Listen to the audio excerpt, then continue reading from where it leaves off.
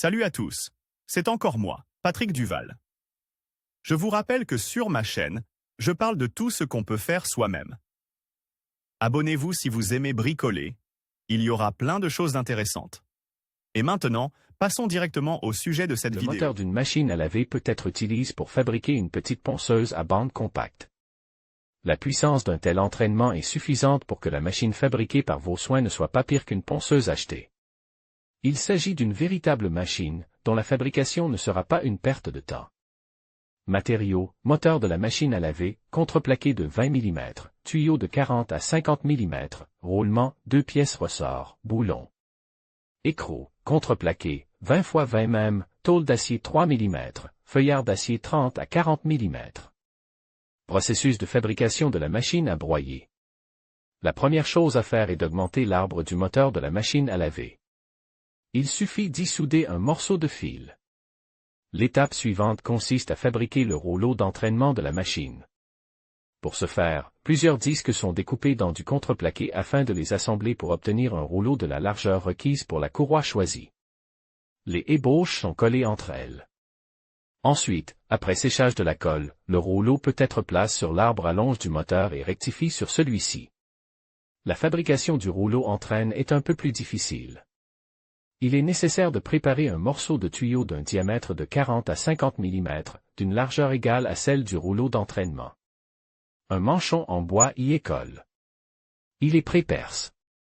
Il est important que la longueur du manchon soit inférieure à celle du tube. Cela permet d'enfoncer le roulement par les côtes.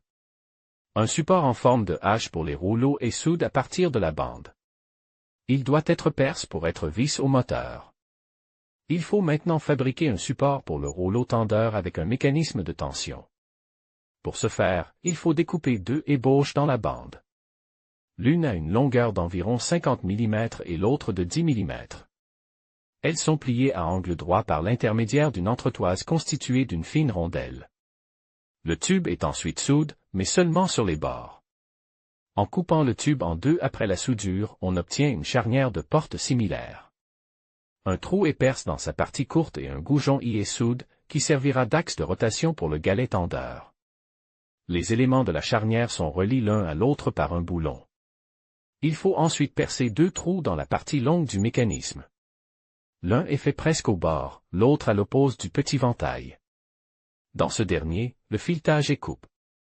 Il sera également nécessaire de percer un lit en forme de hache dans la partie supérieure pour y fixer le mécanisme de réglage.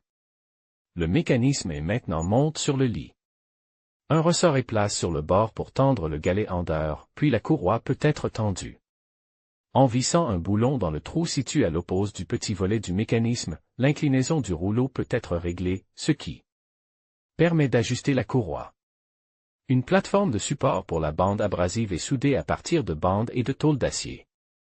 Dans ses pieds, il est nécessaire de faire des rainures pour visser la plateforme au lit et sur celle-ci pour régler la pression sur la courroie tendue. Il est ensuite nécessaire de percer le lit lui-même pour fixer le coussin de support. Les trous sont filetés. Pour fixer la machine, des angles sont soudés au bâti. Cela vous permettra de le visser à la base en contreplaqué ou au plateau de la table. Enfin, il est nécessaire de scier dans du contreplaqué la semelle de la machine, afin d'y fixer le lit. Un support quart pour la table de meulage en forme de L, découpe dans une tôle d'acier, est également fabriqué en contreplaqué. Les pièces sont ensuite peintes et assemblées. Tout d'abord, le lit est vissé sur la semelle et le support de table est fixe à son angle sur le côté.